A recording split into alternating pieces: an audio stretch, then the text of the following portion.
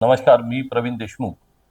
एक काँग्रेसचा कार्यकर्ता म्हणून आपल्यासमोर एक आव्हान करतो आहे की दिनांक 4 ऑगस्ट 2024 रोजी दुपारी 12 ते 4 या दरम्यान रविवारला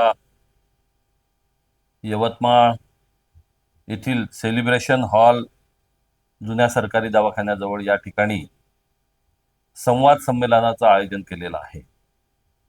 आणि विषय आहे आम्ही भारतीय लोक.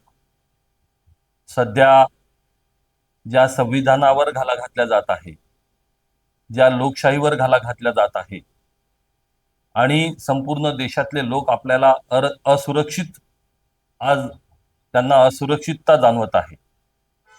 त्या दृष्टिकोनातून आपलं लोक प्रतिनिधी म्हणून किंवा आपण या भारताचे नागरिक म्हणून आपलं कर्तव्य आणि त्या संदर्भातली एक संवाद सभा संमेलन या ठिकाणी यवतमाळला उद्या रविवारला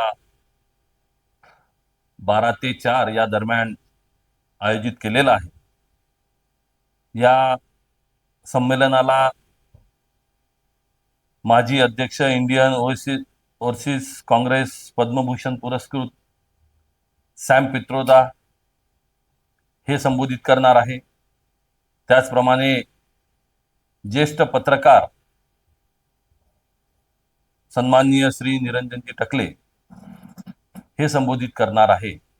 या निमित्ताने प्रमुख पाहुणे म्हणून पुष्कराजजी देशपांडे, डॉक्टर ओमजी सुधा, प्राध्यापक अश्विनजी कुमार, डॉक्टर निशा बुराक आणि इतर मान्यवर या ठिकाणी उपस्थित राहणार आहे.